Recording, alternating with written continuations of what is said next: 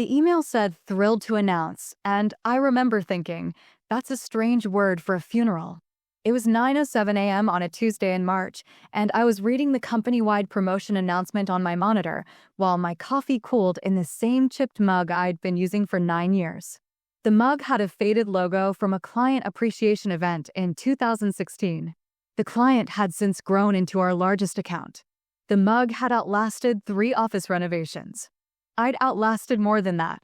Please join me in congratulating Bryce Keller on his well-deserved promotion to Senior Director of Operations. Well-deserved. I read it twice. Not because I was surprised. Because I wanted to feel the specific weight of those 2 words pressed together like that, confident and wrong. My name is Renata Vasquez. I'm 43. For 14 years, I was the Senior Operations Manager at Linden & Hale Consulting, a mid-size management consulting firm in Minneapolis that serves Fortune 500 clients in supply chain optimization and operational restructuring. We're not glamorous. We're the people companies call when their logistics are hemorrhaging money and their internal teams have run out of ideas. We fix things. Or rather, I fix things. For 14 years, I fix things. Here's what 14 years looked like in numbers, since numbers are the only language that doesn't lie.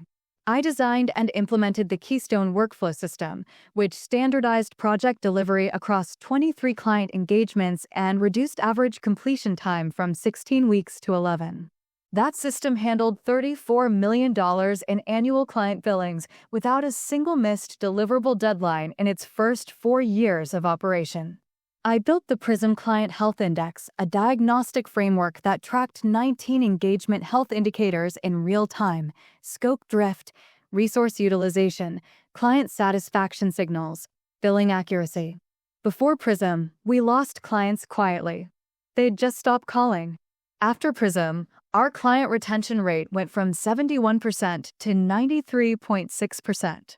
I know the decimal because I tracked it monthly for 6 years. I created the Ironbridge onboarding protocol for new consultants. When I started at Linden & Hale, it took new hires an average of 5 months to become independently billable. Ironbridge cut that to 7 weeks. The protocol trained 142 consultants over its lifetime. 41 of them are still at the firm. 11 are now senior managers. None of them know the system has a name because I never named it publicly. I just built it and let it work. I managed a portfolio of 8 key accounts representing $18.2 million in combined annual revenue. My accounts had a 97% renewal rate. The firm average was 79%. The personal cost was ordinary in the way that sacrifice always is when no one's watching. I hadn't taken a full weekend off in 28 months. I missed my mother's 70th birthday dinner because a Go Live for Harman Industrial hit a data reconciliation issue at 3 p.m. on a Saturday, and I spent 11 hours on a call with their IT team while my family ate cake without me. My sister sent me a photo. My mother was smiling. The empty chair next to her wasn't. I ate lunch at my desk so consistently that the cleaning crews started leaving an extra napkin on my keyboard each evening, which was either thoughtful or an indictment. I chose to read it as both. Quiet, methodical, reliable. The kind of person you build a company on and then forget is structural. Which brings me to Bryce Keller. Bryce was 36. He'd been at Linden & Hale for 3 years. He was married to Carolyn Hale, as in the name on the building, as in the CEO's younger sister.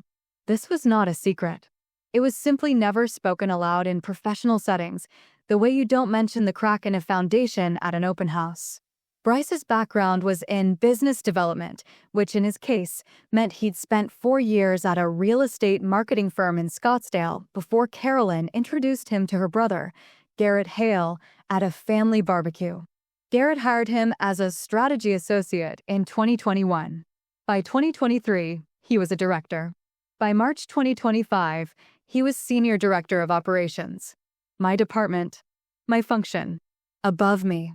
Bryce's professional competencies included arriving late to meetings with a confidence that suggested he believed punctuality was optional for important people, using phrases like, "Let's right-size the deliverable ecosystem," and "We need to sunset the legacy mindset" in contexts where they meant nothing, and presenting my quarterly operational reviews to the leadership team with his name on the cover slide and mine in 8-point font on the appendix page, listed under Contributing Analysts.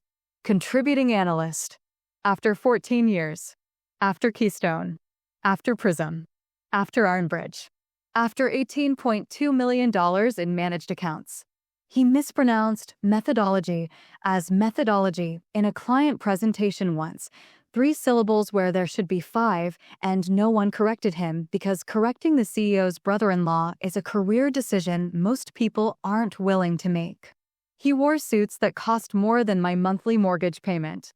They fit him the way expensive clothes fit people who buy them for the label rather than the tailoring, almost right, but somehow wrong in the shoulders, like the suit knew it deserved better. I want to be clear, I didn't dislike Bryce. Disliking Bryce would require taking him seriously enough to form an opinion. What I felt was something more precise. I recognized him. I recognized the type. The person who stands in the current of other people's work and somehow arrives downstream first, dry and smiling, wondering what took everyone so long. The promotion announcement went out at 9:07 a.m. By 9:23, I'd received 4 messages. The first was from Nora Bossi, our lead data analyst, who had been at the firm for 8 years and had the quiet intensity of someone who communicates primarily through spreadsheets and size. Her message said, "Did you see it?" No punctuation. No emoji. Just the question, bare and knowing. The second was from Tom Lindgren, a senior consultant who'd worked under me for 6 years and had the rare quality of being both genuinely kind and professionally sharp. Tom's message was longer. "Renata, I don't know what to say. This is wrong and everyone knows it. I'm sorry." The third was from Diana Osei, the HR director, who wrote, "Hi Renata, I'd love to find time to chat this week about your development path. Let me know your availability." Development path. As if what I needed was development and not recognition. As if the problem was my trajectory and not the ceiling someone had quietly installed above me. The fourth was from Bryce himself. "Hey Renata, excited to be working more closely with you in this new capacity. Let's sync up soon to align on the operational cadence going forward. I think there's a lot of white space we can activate together." White space we can activate. I read it 3 times. Each time, it meant less. I didn't respond to any of them. Not yet. I closed my email, opened the Prism dashboard, and checked the health indicators for my 8 accounts. All green. All stable. All mine. Then I opened a new folder on my personal drive, not the company server, my encrypted personal backup, and named it something I'd been thinking about for longer than I'd like to admit. I named it Record. The meeting happened 2 days later. Thursday, 2 p.m., in the Ashford Room on the 4th floor, a glass-walled conference room that Garrett Hale had named after his prep school, because of course he had. The Ashford Room had a long oak table, 8 leather chairs, and a view of the Hennepin Avenue Bridge that made you feel important if you didn't think about it too hard. Bryce was already seated when I arrived. He had a leather portfolio open in front of him, empty, I noticed, except for a single blank legal pad. He was drinking from a Linden and Hale branded tumbler that I happened to know was given exclusively to directors and above. He'd had it for 2 years. I'd never received one. "Renata, hey, sit down," he said, gesturing at a chair like he was offering me something. I sat. "So," he said, leaning back, "I've been thinking a lot about how we can, elevate the operational function. Take it to the next level." "What level is that?" I asked. He smiled. It was the smile of someone who interprets all questions as enthusiasm. "I want to bring more strategic vision to the role. Less in the weeds, more big picture. I think we've been too focused on, the granular execution stuff, and we need to pivot toward a more holistic operational philosophy." Granular execution stuff. He meant Keystone. He meant Prism. He meant the systems that generated $34 million in billable work and kept 93.6% of our clients from leaving. "I see," I said. And I want you to know, he continued, leaning forward now, earnest in the way people are when they're performing sincerity, that I totally value what you bring to the table. You're, like, the engine. I'm just here to be the GPS. The engine. He was the GPS. I let that metaphor sit between us like a dead bird on a dinner plate. Bryce, I said, what specifically are you planning to change? He blinked. It was a small blink, the kind that happens when someone realizes they've been asked a question they can't answer with a metaphor. Well, I mean, we'll get into the specifics. I just wanted to set the tone first. Establish the vibe. The vibe, I repeated. Yeah, the operational vibe. I looked at him. He looked back with the untroubled confidence of a man who has never been told he's wrong by someone whose opinion he respected. Understood, I said. I stood up. The meeting had lasted 4 minutes. He'd said nothing. I'd learned everything. If this story resonates with you, if you've ever watched someone less qualified get the role you earned and been told to help them succeed in it, make sure to like and subscribe. I share workplace strategy and corporate analysis every week that might just change how you navigate your career. Because what I did next wasn't dramatic. It wasn't loud. It was patient and precise, and it took 4 years to finish. And Bryce never saw it coming. Not because he wasn't looking. Because he didn't know what to look for. What Bryce didn't know, what none of them knew, was that I'd started the record folder long before that Tuesday morning announcement. The actual folder was created on September 14th, 2021. 3.5 years before Bryce's promotion. I remember the date because it was the day after the first time it happened, the first time my work appeared under someone else's name in a leadership presentation and no one in the room corrected it. It was a quarterly business review. Garrett Hale was presenting to the advisory board. Slide 11 was a breakdown of operational efficiency gains across the client portfolio, gains produced entirely by Keystone's workflow standardization. The slide said Operational Excellence Initiative led by Linden and Hale Leadership Team. No names. No attribution. Just leadership team, which is corporate shorthand for people who weren't in the room when the work happened, but will be in the room when the credit is distributed. I sat in the second row. I didn't say anything. I went back to my desk, opened my personal drive, and created the folder. That was the beginning. Not of anger. I want to be precise about this. It was the beginning of record keeping. There's a difference. Anger is reactive. Documentation is architectural. Over the next 3.5 years, the record folder grew. Methodically. Without urgency. The way you build anything that matters, one piece at a time, with attention to load-bearing walls. I saved every email in which my work was referenced without my name. There were 47 of them by the end. I saved every performance review, all 14 of them, each one rating me exceeds expectations or outstanding, each one noting my critical contributions to operational infrastructure, and each one ending with some version of, Renata is a valued team member rather than Renata should be promoted. Valued, not advanced. There's a difference there too, and it's measured in dollars. I saved the org charts. Every version, every revision. I tracked who was promoted, when, from what role to what role, and what their documented qualifications were at the time of promotion. I built a spreadsheet because of course I did. I'm an operations manager. Spreadsheets are how I think, that tracked every promotion in the operations and strategy divisions from 2018 to 2025. 41 promotions total. I color-coded them by gender. The pattern wasn't subtle. It was arithmetic. Of those 41 promotions, 29 went to men. 12 went to women. Of the 12 that went to women, 9 were lateral moves rebranded as promotions, same pay grade, different title, no additional authority. Of the 29 that went to men, 22 were vertical, higher pay grade, expanded scope, direct reports added. I didn't editorialize. I didn't write angry margin notes. I just recorded the numbers and let them accumulate the way numbers do quietly until there are enough of them to become undeniable. I also saved something else.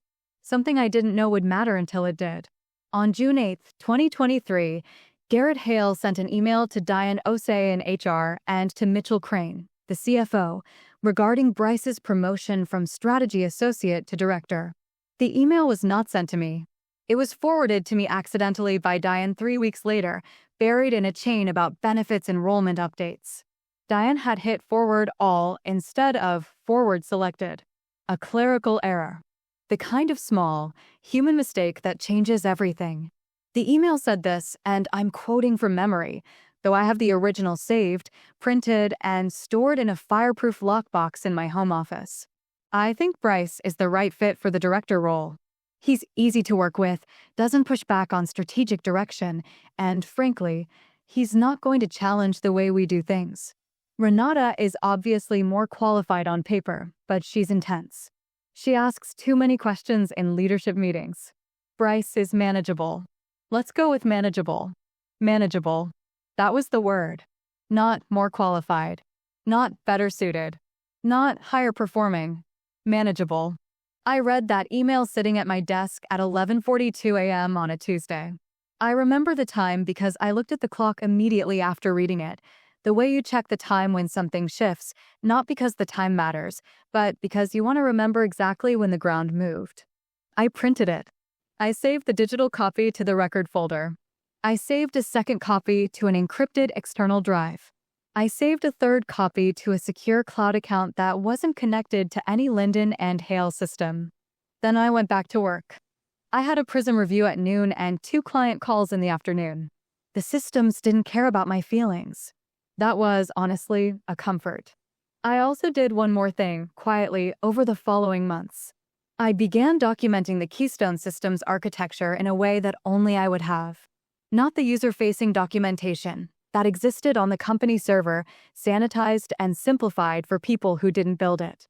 I'm talking about the deep logic, the decision trees, the exception handling protocols, the 14 integration points with client-specific ERP systems that I'd configured manually over 6 years because no one else understood the dependencies. Keystone wasn't just a workflow tool. It was an ecosystem. And ecosystems don't come with instruction manuals. They come with the person who built them, or they come with problems. I didn't sabotage anything. I want to be absolutely clear about that. I didn't remove documentation. I didn't plant errors. I didn't change passwords or hide files. Everything I'd built remained exactly where I'd built it, functioning exactly as I'd designed it.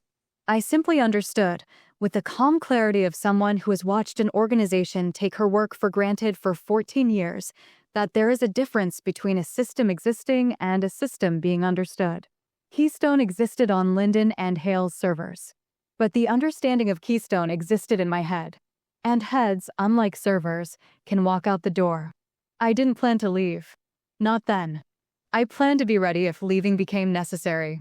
There's a difference, and it's the difference between revenge and preparation. Revenge is emotional. Preparation is professional. The record folder, by March 2025, contained 312 files. Emails, performance reviews, org charts, promotion records, the Garrett email, compensation data I'd obtained through legitimate internal transparency requests, and a 14-page personal narrative documenting every instance in which my contributions were minimized, reassigned, or erased. 312 files. Exposed brick and reclaimed wood and a view of the Hennepin Avenue Bridge.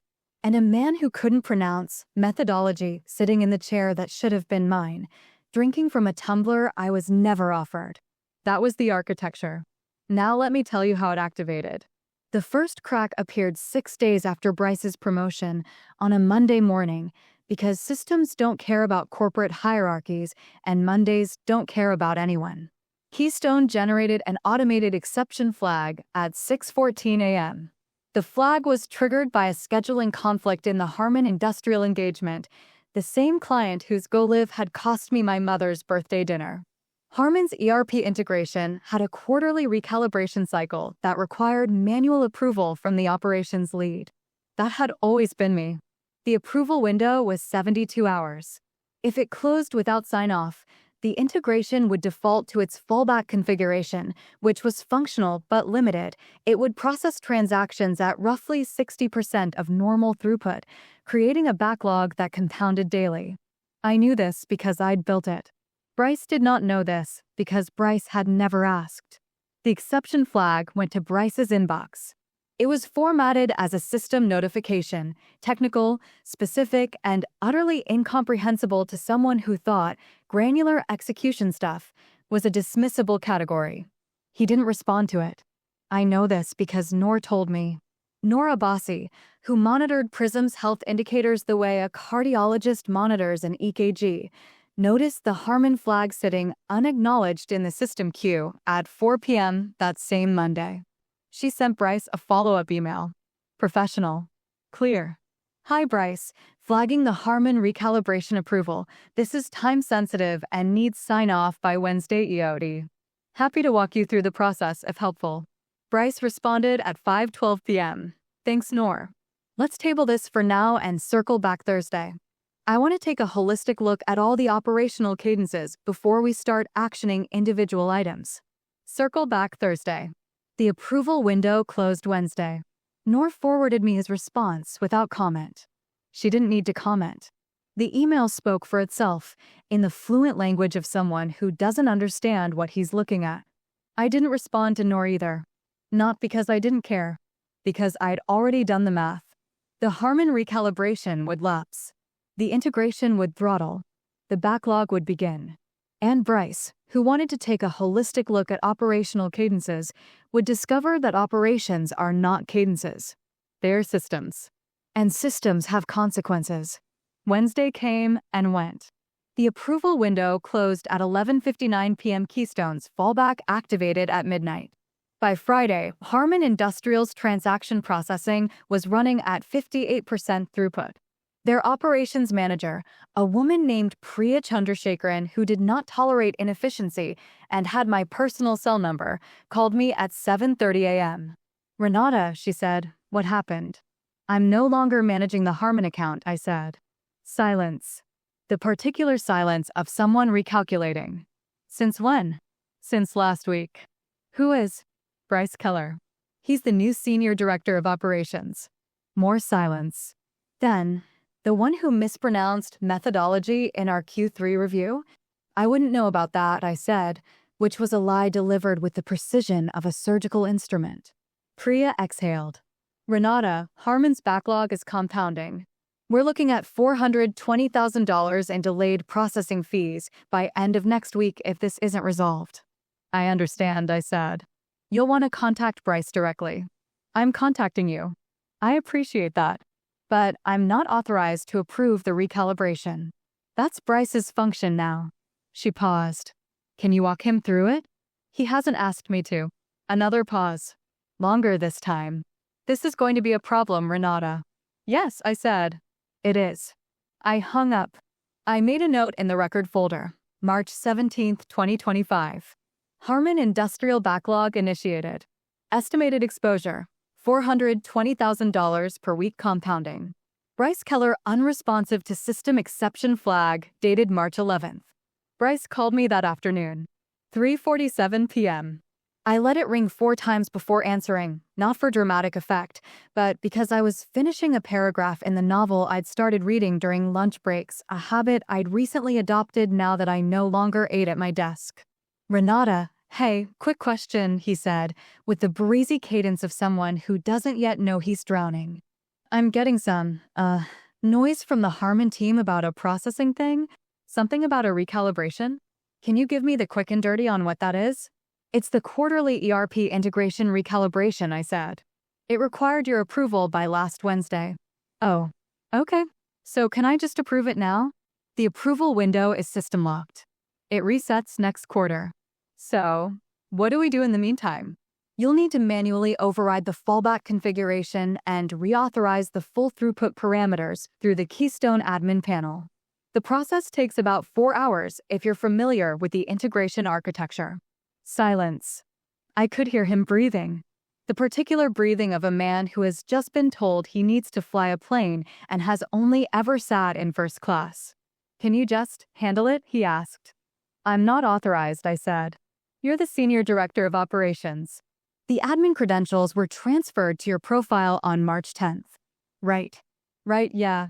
Okay, I'll figure it out. Good luck, I said. He did not figure it out. By the end of the following week, The situation had metastasized in the way that operational failures do when the person responsible for containment doesn't understand the organism. Harman Industrial's backlog had compounded to $890,000 in delayed processing fees. Priya Chandrasekaran had escalated from her operations manager to her VP of supply chain, a man named Gerald Fisk who communicated exclusively through terse emails copied to legal. Gerald Fisk's email to Linden and Hale, sent at 8:03 a.m. on March 24th, was 4 sentences long and contained the phrase, "material breach of service level agreement." It was copied to Garrett Hale, Mitchell Crane, and Diana O'Shea. It was not copied to Bryce, which told you everything about how seriously Harman was taking him. But Harman wasn't the only problem. Keystone's architecture was interconnected. That was its strength and, for anyone who didn't understand it, its trap. The Harman recalibration failure had created a resource allocation conflict that was now affecting 2 other client engagements, Bellwether Financial and Crestwood Logistics. Bellwether's monthly compliance reporting, generated automatically through Keystone's integration with their regulatory filing system, had produced an error flag that Bryce also hadn't addressed. The flag was minor. A data formatting inconsistency in their Q1 submission. Fixable in 20 minutes if you knew where to look.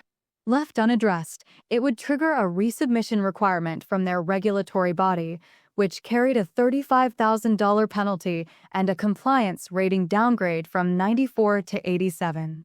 Bryce didn't know where to look. Bryce didn't know there was anything to look for. The flag sat in his queue like a ticking clock in a language he couldn't read. Crestwood Logistics was simpler but louder. Their engagement lead, Tom Lindgren, the same Tom who'd messaged me the morning of Bryce's promotion, had been trying to get Bryce to approve a scope modification for 2 weeks. The modification required Keystone admin access to adjust resource allocation parameters. Tom had sent 3 emails, each progressively more detailed.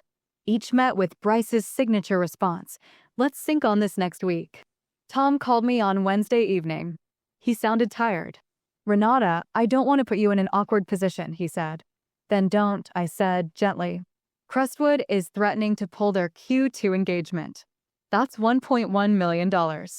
I've explained the scope modification 3 times. He keeps saying he wants to take a strategic lens to it. I don't know what that means. I don't think he knows what that means." "He doesn't," I said. "Can you?" "No." Tom exhaled. "I figured. But I had to ask." "I know. For what it's worth," he said, "everyone on the team knows." "We all know." "I know that too," I said. I added Tom's call to the record folder. I noted the Crestwood exposure, $1.1 million. I noted the Bellwether penalty risk, $35,000 plus compliance downgrade. I noted the Harman compounding total, $890,000 and climbing. Combined operational exposure by end of week 2, $2,025,000. And Bryce was still trying to take a holistic look at the operational cadences. 2 weeks in, Garrett Hale called me personally. This was notable. In 14 years, Garrett had called me directly fewer than a dozen times. He preferred to communicate through intermediaries, Diane in HR, Mitchell in finance, or more recently, Bryce, because direct communication with the people who actually ran his company apparently wasn't part of his operational cadence. It was 7:15 a.m. on a Thursday. I was in my kitchen, making coffee in the chipped mug, watching rain streak down the window. My phone buzzed on the counter. Garrett's name. I let it ring 3 times. "Renata," he said. His voice had the careful warmth of a man who needs something. "How are you?" "I'm well, Garrett." "Thank you." "Good, good. Listen, I wanted to touch base with you about a few things.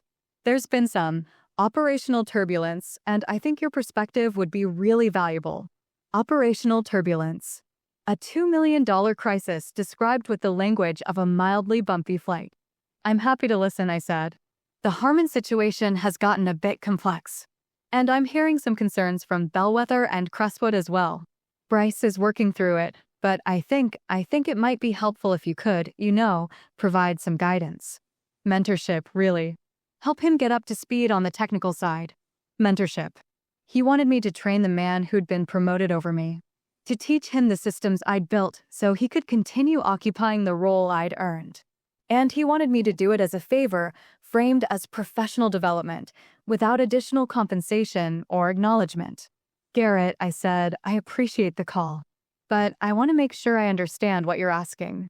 You'd like me to train Bryce on the operational systems I built and managed for 14 years, in addition to my current responsibilities, without a change in my title or compensation. Silence. The silence of a man who expected gratitude and received a question. Well, I wouldn't frame it quite like that. How would you frame it?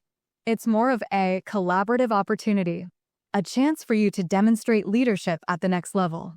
I've been demonstrating leadership at the next level for 14 years, I said. The next level was given to Bryce. More silence. I could hear him recalibrating. Garrett was not stupid. He was insulated, which is different.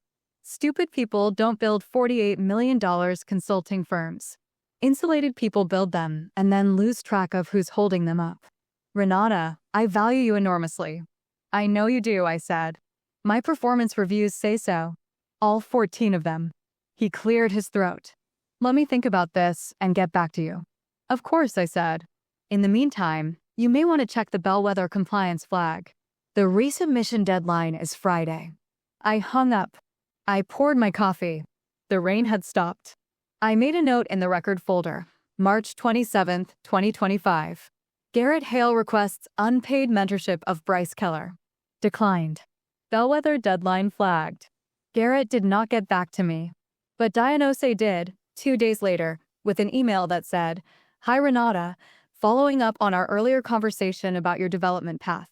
Would love to schedule a meeting to discuss opportunities for growth within the organization. Growth within the organization. I'd grown the organization. The organization had not returned the favor. I replied, Hi Diane, I appreciate the outreach.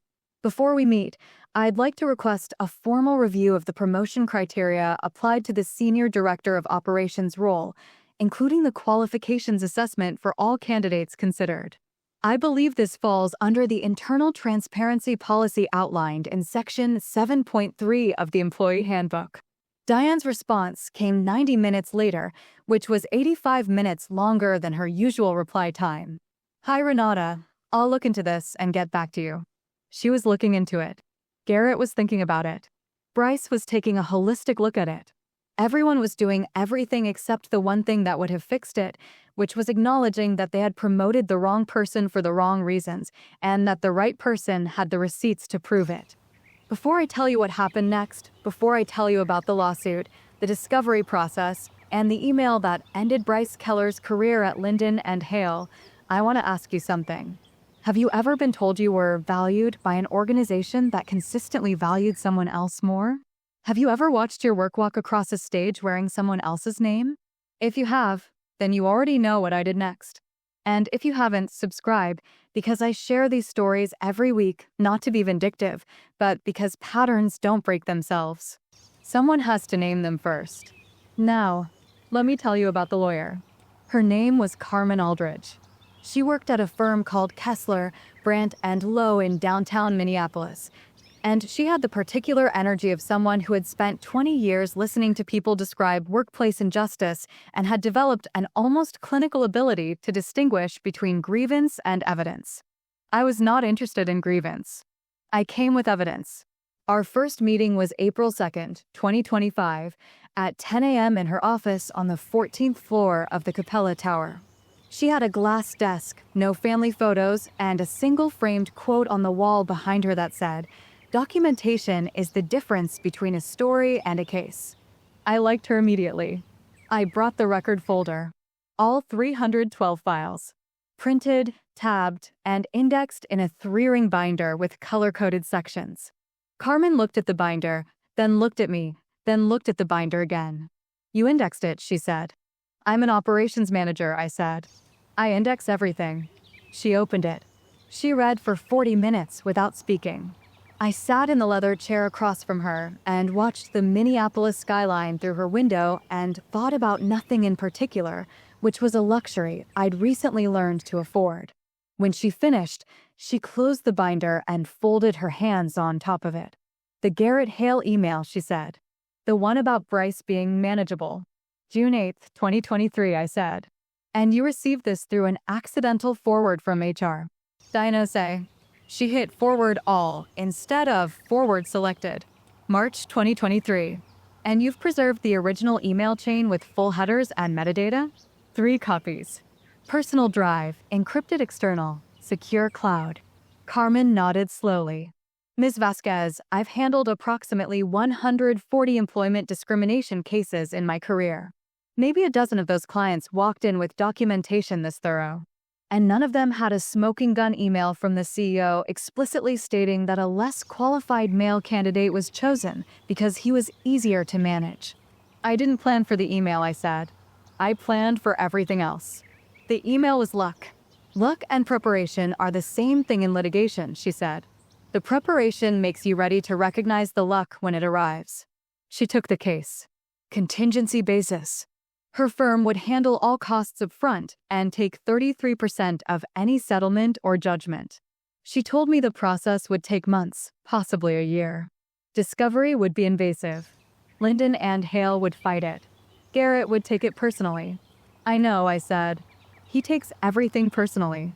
That's how we got here. Carmen filed the complaint with the EEOC on April 14, 2025. The formal charge alleged gender-based discrimination in promotion practices, supported by 14 years of documented evidence, statistical analysis of promotion patterns, and direct written evidence of discriminatory decision-making by the CEO. 3 weeks in, the complaint had been served, and Linden and Hale's response told me everything about how seriously they were taking it, which is to say, not seriously enough. Their outside counsel, a firm called Whitmore and Dade that specialized in employment defense, sent a response that was 11 pages of legal boilerplate and 2 paragraphs of substance. The substance amounted to, Ms. Vasquez was a valued employee whose promotion timeline reflected standard organizational development practices, and the selection of Mr. Keller for the senior director role was based on a holistic assessment of leadership qualities and strategic vision. Holistic assessment. Strategic vision. Even their lawyers were using Bryce's vocabulary. Carmen read the response aloud to me over the phone and paused after holistic assessment, long enough for me to hear her smiling. They haven't seen the email yet, she said. No, I said.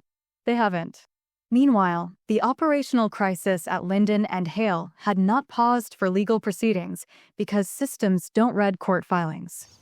Harmon Industrial's backlog had reached $1,340,000 in cumulative delayed processing fees.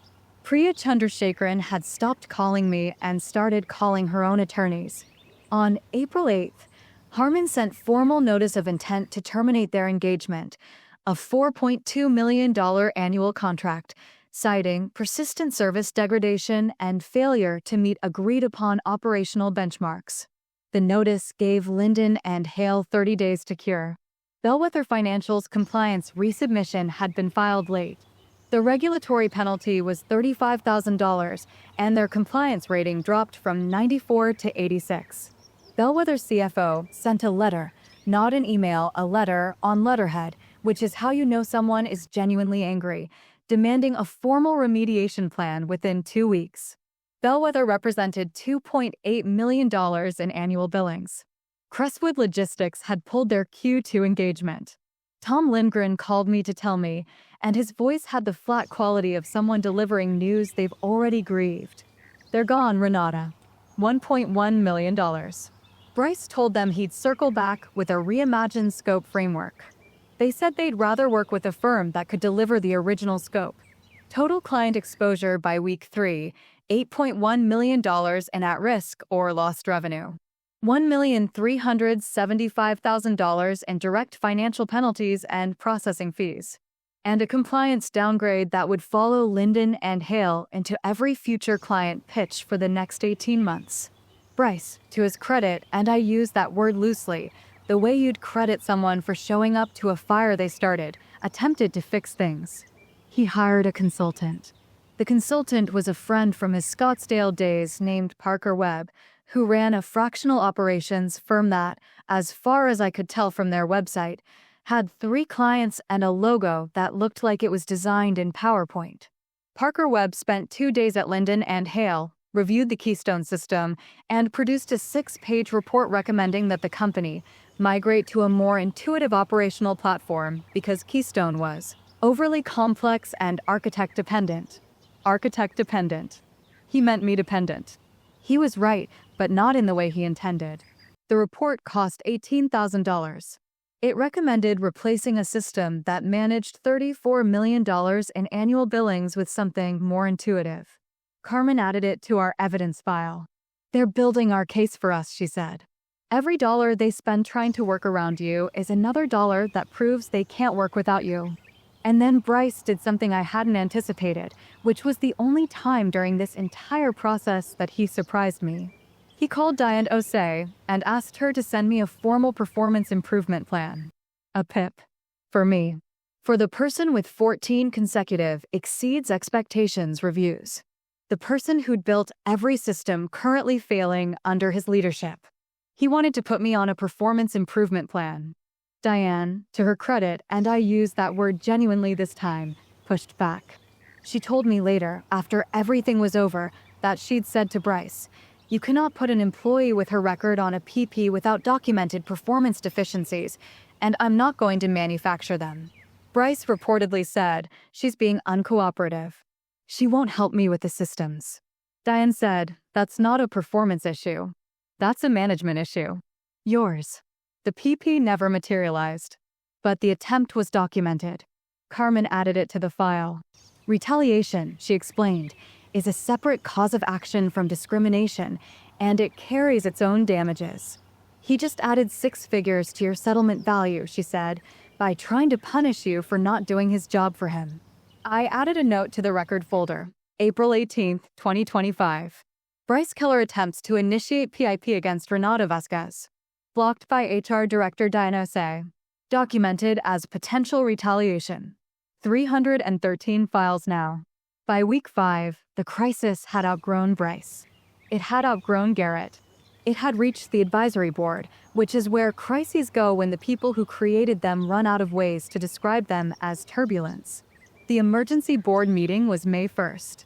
I know the details because Noor was asked to prepare the operational data for the presentation, and Noor, who communicated through spreadsheets and size, communicated this particular spreadsheet to me via text message at 11:47 p.m. the night before.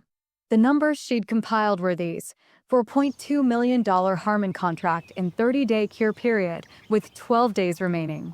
$2.8 million bellwether relationship downgraded to at risk following compliance failure. $1.1 million Crestwood engagement terminated. $1,375,000 in direct penalties and fees. Parker Webb's consulting invoice, $18,000. Whitmore and Dade's legal fees for responding to my EOC complaint, $94,000 and counting. Total financial impact in 5 weeks, $9,587,000 in lost, at-risk, or wasted capital. Noor's text said, "They're going to see all of it tomorrow." Every number. Then, a minute later, I used your Prism framework to compile the data. It's the only system that could pull it all together accurately. Then, another minute. "I thought you should know that." I typed back, "Thank you, Noor." I meant it in more ways than I could fit in a text message. The board meeting lasted 3 hours. I wasn't there. But Mitchell Crane, the CFO, called me afterward.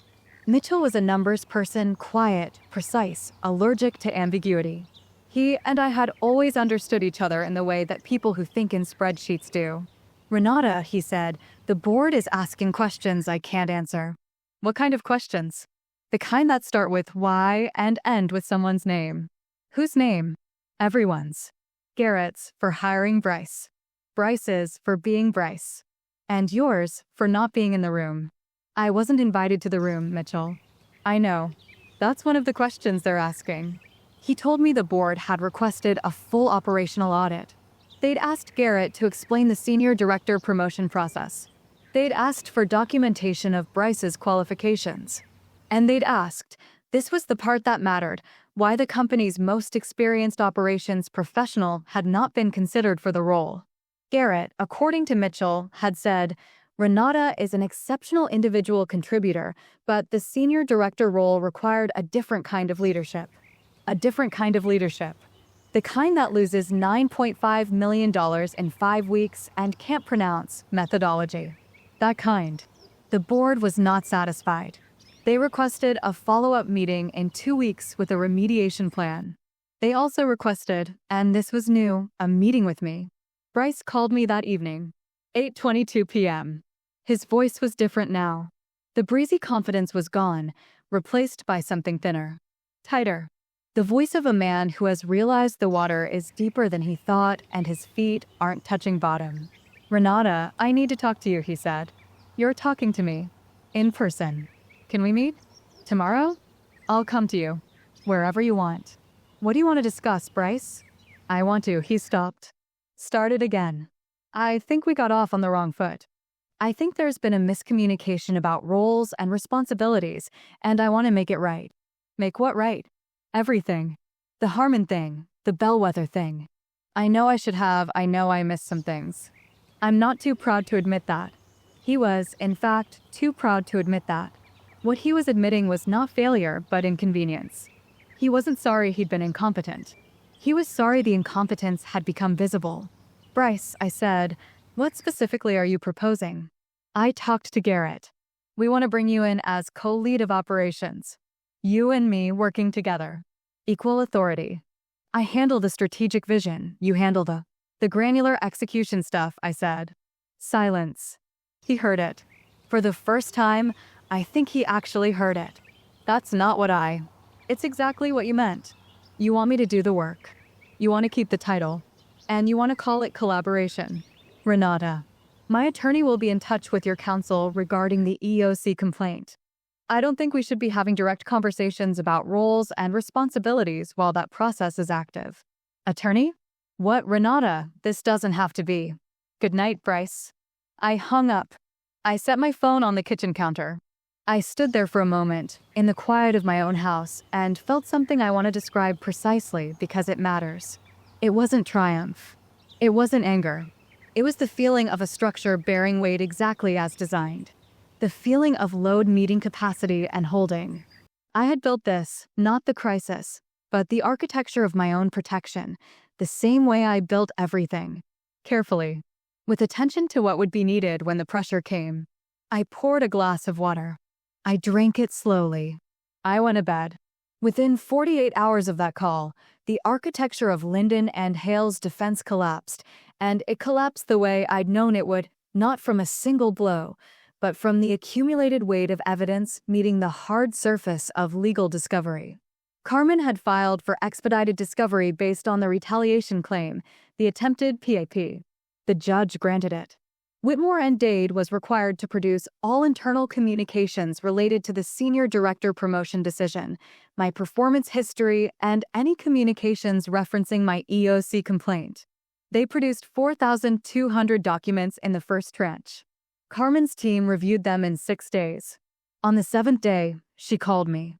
Renata, she said, and her voice had the controlled energy of someone holding a winning hand. We found more. More than the Garrett email? Much more. The discovery had produced a thread, an email chain from February 2025, 1 month before Bryce's promotion was announced. The chain was between Garrett Hale, Dianose, and Mitchell Crane. It was a discussion about the senior director candidates. There were 2, me and Bryce.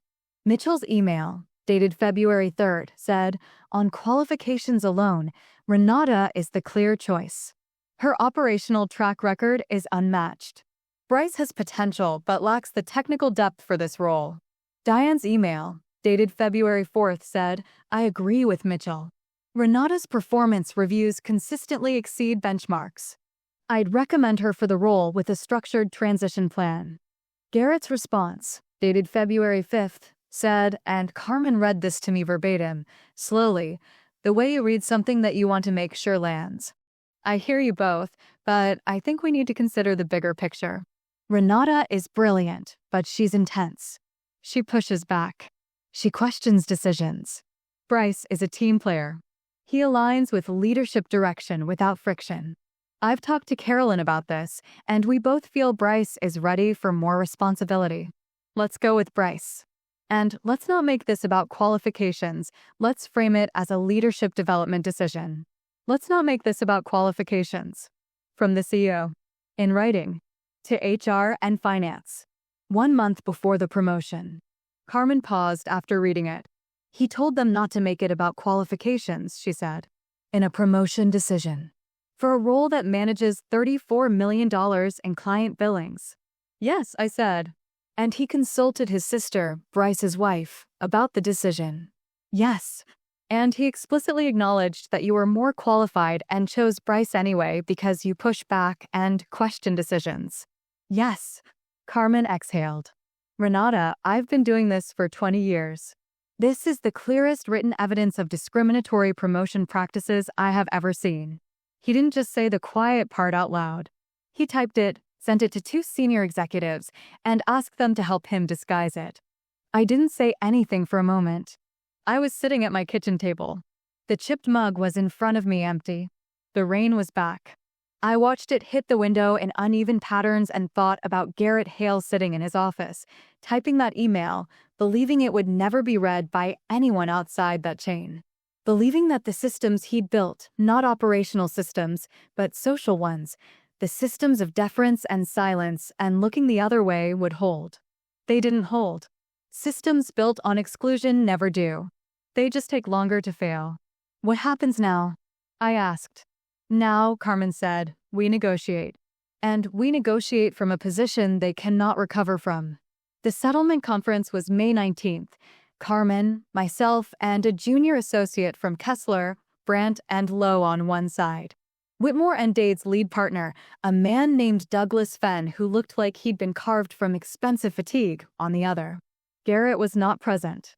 His attorneys had advised him to stay away, which was the first smart legal decision anyone on his side had made. Carmen opened with the evidence. She presented it chronologically, the 14 years of performance reviews, the promotion spreadsheet, the original Garrett email about manageable, the February chain about not making it about qualifications, the attempted PIP, the retaliation timeline. She presented it calmly, without rhetoric, the way I would have presented a Prism dashboard. Just the data. Just the pattern. Just the math. Douglas Fenn listened. He took no notes. His face didn't change. But his junior associate's face did, a slight tightening around the eyes, the involuntary expression of someone who has just realized they're on the wrong side of an obvious case. Carmen's demand was $3.2 million. Compensatory damages for lost wages and promotion opportunities. Punitive damages for willful discrimination. Damages for retaliation. Attorney's fees. Douglas countered at $400,000. Carmen didn't blink. Douglas, she said, your client's CEO put in writing that he chose a less qualified candidate because the more qualified candidate asked too many questions. He consulted his sister, the chosen candidate's wife, about the decision. He then instructed his HR director to frame it as something other than what it was. And when my client declined to train her replacement for free, your client attempted to put her on a performance improvement plan. If this goes to trial, I will read those emails to a jury. And juries in Hennepin County do not like being lied to. The negotiation lasted 4 hours. They settled at $1.2 million. $1.2 million. That's what it cost Linden and Hale to learn that manageable is not a job qualification and doesn't push back is not a leadership trait. The settlement terms included the money, paid in a lump sum within 60 days. They included a provision that Bryce Keller would be removed from the senior director role. They included a requirement that Linden and Hale implement a formal, criteria-based promotion process with third-party oversight for the next 3 years. And they included, this was Carmen's addition, and it was the part that mattered most to me, a written acknowledgement from the company that Renata Vasquez had been the most qualified candidate for the Senior Director of Operations position, and that the decision to promote another candidate had not been based on merit. Not based on merit. In writing. Signed by Garrett Hale. I asked Carmen to include that clause. She asked me why it mattered more to me than the money. I told her, Because the money compensates me for what happened. The acknowledgement corrects the record. And I've spent 14 years building records. Bryce was terminated on May 23rd. Not laid off. Not transitioned. Terminated for cause, based on the board's operational audit findings, which documented $9.5 million in financial damage attributable to his leadership failures. His severance was minimal, for weeks' pay, no bonus, no equity acceleration. Carolyn Hale reportedly did not speak to Garrett for 3 weeks afterward, which was a family consequence I noted without satisfaction. Families are complicated. So are companies. The Venn diagram is smaller than people think.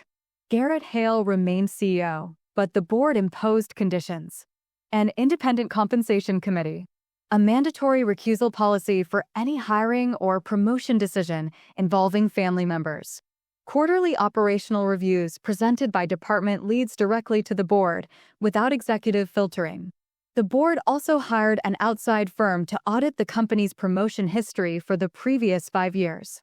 That audit, completed in August, identified 3 additional instances of promotion decisions that deviated from documented qualification criteria. All 3 involved male candidates selected over more qualified female colleagues. 2 of those women had already left the company. 1 was still there. She contacted Carmen in September. The board offered me the Senior Director of Operations role on May 28th.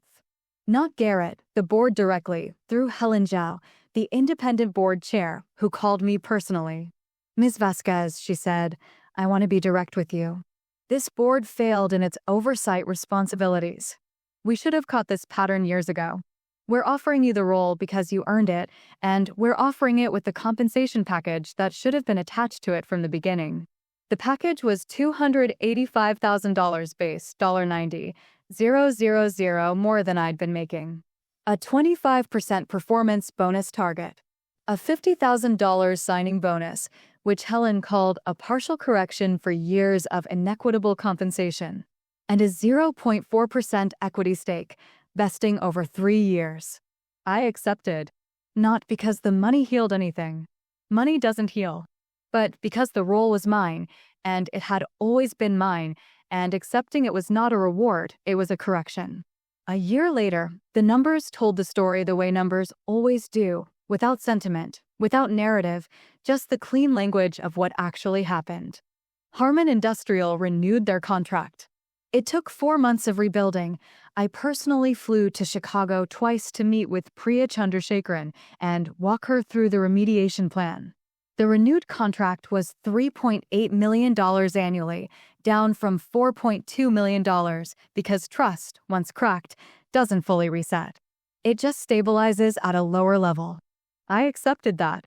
Priya accepted that. We built from there.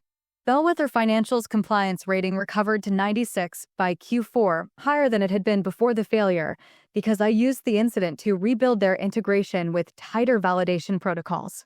Their CFO sent me a handwritten note. It said, "Thank you for fixing what shouldn't have been broken." I kept it in my desk drawer. Not framed. Just there. Crestwood Logistics did not come back. Tom Lindgren took that hard. He'd managed the relationship for 3 years and felt personally responsible for its loss. I told him what I believed, which was that some damage is permanent and the only honest response is to acknowledge it and build something better in the space it leaves behind. Tom nodded. He didn't fully agree. But he stayed, and he's now managing 4 accounts totaling $5.6 million, and he's good at it in the way that people who've watched something fail up close are good at preventing it from happening again. Nora Bassi was promoted to Senior Data Analyst. I recommended her personally. Her Prism work during the crisis had been the evidentiary backbone of both the board audit and the settlement negotiation, and I made sure the board knew that.